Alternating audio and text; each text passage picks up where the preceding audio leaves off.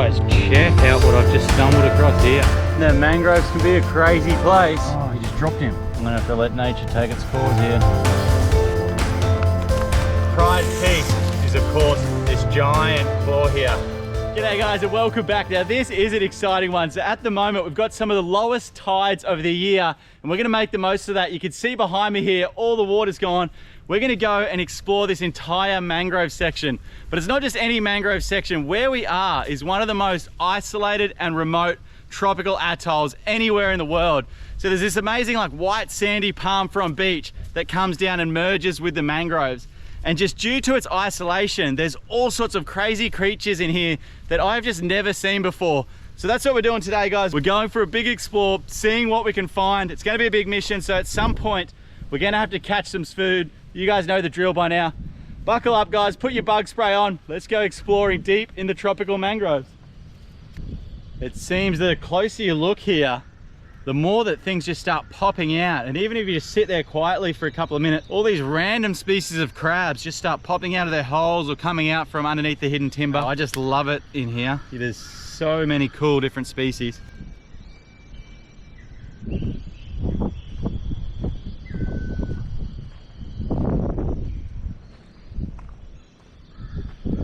Oh. Ah. Just got nailed by, just got bitten by about 5 or 6 wasps. They got me every underarm, on my bum. Nice clean water here.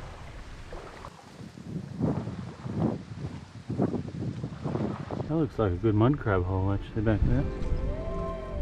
This little mud crab has just nailed this ghost crab, is drowning him. Wow, that's crazy. That is the pecking order here in the crab world. She just held him underwater and drowned him. Now he's eating him alive. That is so savage. Holy. I think it's too late for me to even intervene on this one, guys. Yep, he's just, you see that? He just broke his big nipper off and he's eating it. Man, they must have strong teeth. So this is a small mud crab that has just nailed a sand crab, or a ghost crab we call them. Oh, jeez. Nature can be savage. He's just eating him alive, guys.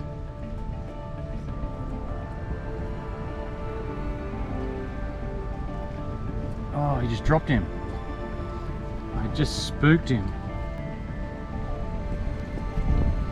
Oh my god. That is what's left. Oh, I'm sorry, mate. There's no way you're surviving that. I'm really sorry, mate, but I'm gonna have to let nature take its course here.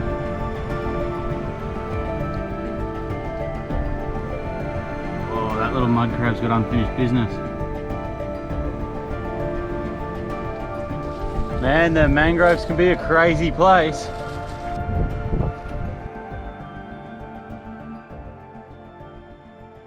One of the most common questions we get from you guys is, how do you charge your camera gear while you're out here? And unfortunately, I've just never really had a good answer for you. I haven't had a good system in place, but our life is about to get a whole lot easier, guys. And that's because EcoFlow have come on board and they provide off-grid power supply. And at the moment, guys, they are doing 30% off for their Black Friday sale. And I just wish I'd known about these products earlier, because some of the previous trips we've done, I've relied on charging all the camera gear from the boat's battery, and it's generally wet and I'm either electrocuting myself or blowing up the cameras, and it's just been an absolute nightmare. The Delta series is what you need if you're living off grid full time, or if you're, say, caravanning around. This will provide all your power that you need, and you can charge anything off it. You can have it set up at your house as a backup power supply, or you can actually link a few of them together and go completely off grid, powering your whole house, all your appliances, just from these EcoFlow Delta products. The River series is perfect for anyone that's out camping or traveling around. Basically, any of the episodes we film here are about to get 100 times easier with this River power station. We'll be able to charge our gear while we're out here. You can charge up the power station from the sun through solar panels, through your car, or through a plug in the wall through 240 volt. That then allows you to power a range of devices. The River Pro series has got capacity to recharge a GoPro 83 times. Guys, that is just mind-blowing. Like out here, we've just got to be so stingy with battery power, and it means we actually miss so much. Like what you guys actually see is a fraction of what really goes on around it. They're the fastest charging power station anywhere in the world. So if this is something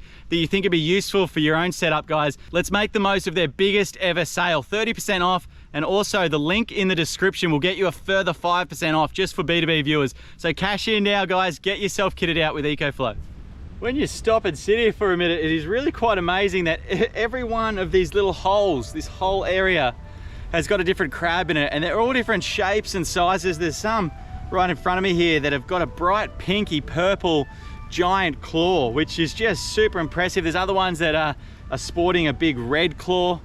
It's really, really amazing. And if I just shut up for a second, which I will do shortly, they all just come back out of their holes, and it's really, really cool. And these are the crabs that as the tide comes in, they're in a whole heap of danger as bonefish and other kind of those predatory fish come in and feed over these banks here. There's so many different species of crabs, as we've seen, but no doubt the king of them all is the giant mud crab.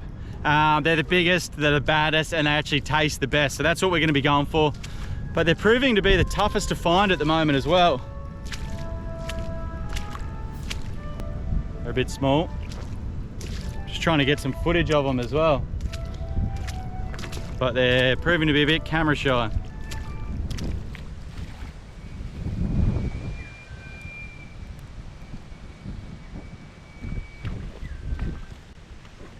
Holy, this is the best looking hole we've seen in hours, guys. This is our best chance. Anyone home?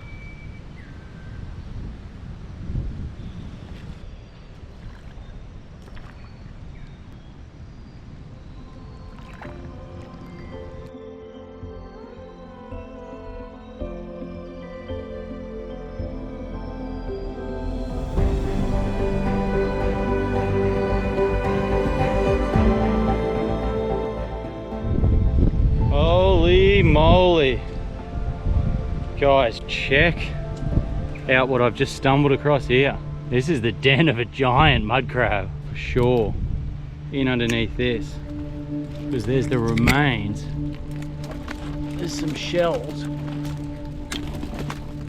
There is a giant mud crab in here somewhere, guys. Check this out. Oh, he's a whopper. He's an absolute giant. Look at this, guys. Holy moly. Now this is really crazy. This is a giant. Oh, pretty stinky. He could be so well hidden underneath here. He's got the best hole in this entire area here. He could be all the way back up under here.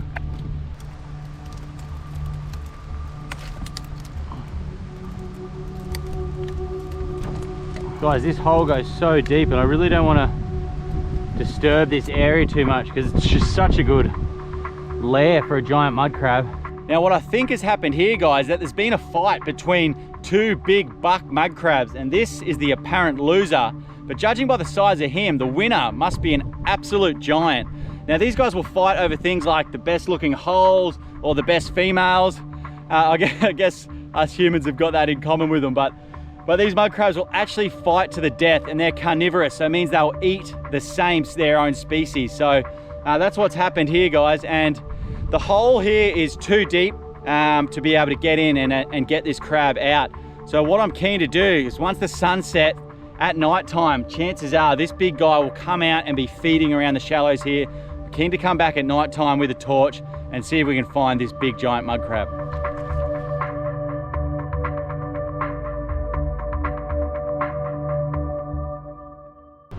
As that tide drops out so quickly, sometimes there's some animals that can actually get stranded on these sandbars or mud flats. Like a turtle's got herself beached here with a low tide, but the tide is now incoming, so if she's all right, I think she did just move a little bit. She's still alive. I'll just leave her be. I just wanted to check she was okay. There is a lot of animals that haven't made it through this low tide today. We've seen all sorts of crab shells. Some of them have lost their lives due to battles with other crabs. Some of them have just overheated.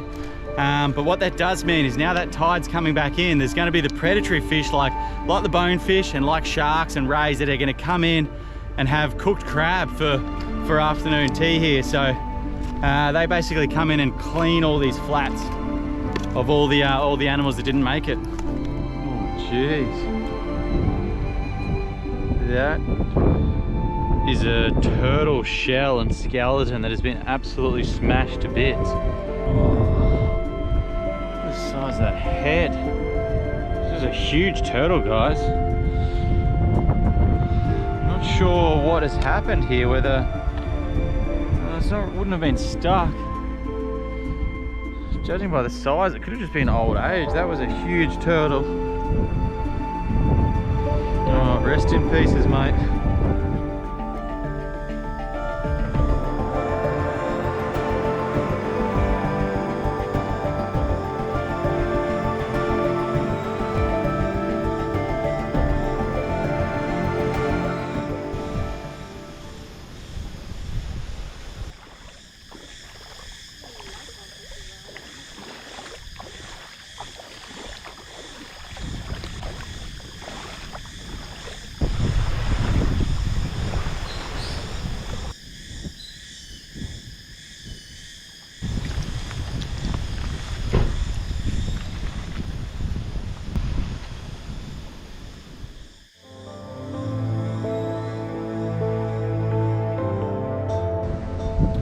Oh, guys, there's that. We're back at the hole where there's the big crab remains here. I've just seen the big guy sitting up here where it's murked up there, and I think he's just ducked underneath here. So I'm gonna very quickly. Oh yeah, I reckon we're onto a crab here, guys. I reckon we're onto a crab. Let's get a camera just sitting up under this section here. Alright.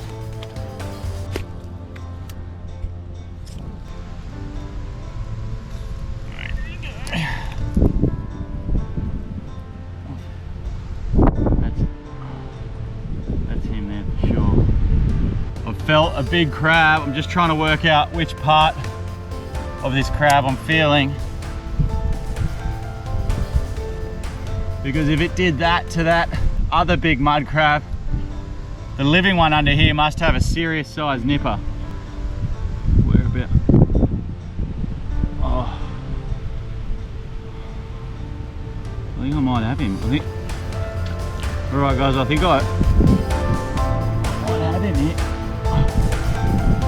Oh, come on, come on, come on. What? Yes. Have a go at the size of that, guys. That is the giant mud crab. He's only got one nipper. Oh, from the battle with that other giant mud crab. Unfortunately for this guy, being now underarmed with only one claw and taking up the best hole in this whole section, I think he's just a sitting duck now. His days are going to be numbered until another big buck mud crab comes in, challenges him to a fight. And this guy is going to end up like that shell, because these guys are pretty savage. They'll fight to the death and then eat each other. So with that being said, I think I might save this bloke the trouble and take him for lunch.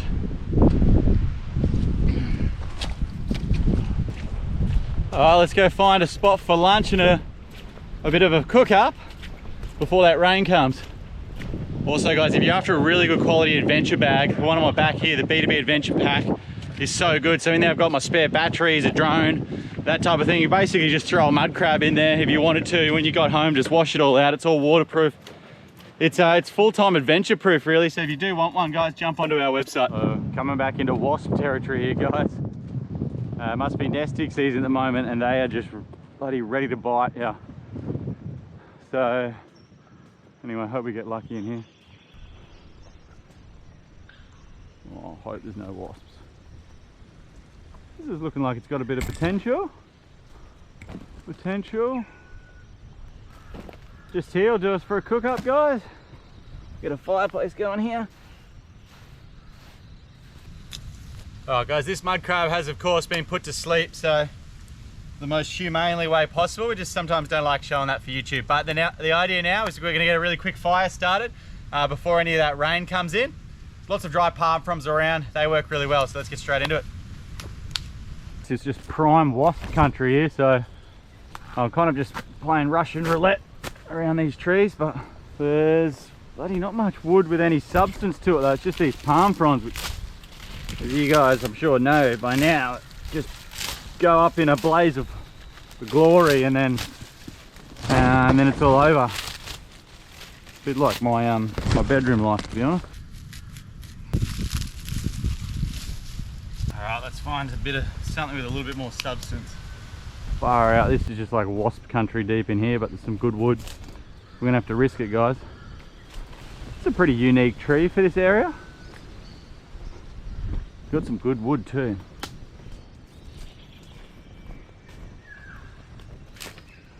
Looks like we're off and going. You beauty. I'm gonna build it up really nice and hot, guys, and then as soon as it dies down and we've got that nice coal base, big mud crab's going straight on.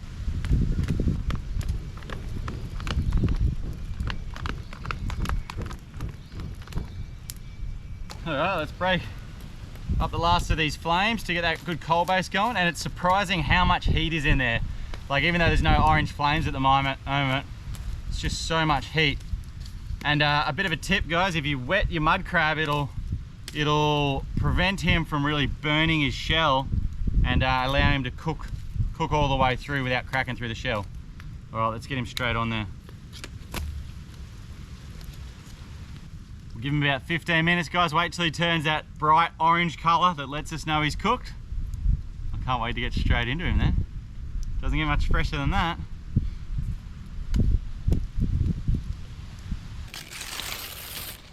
This is so satisfying. All right, let's make ourselves a little plate. All right, I'm just gonna make a very quick little plate here, guys, just to keep this crab off the sand. And I think he's gonna be almost done. Something like that'll do. How do you reckon we went, guys? Ooh. There's a bit of heat coming out of there. All right, let's leave this for, I think, probably 10 minutes until this cools down. And then we'll get straight into this big mud crab, see how we went.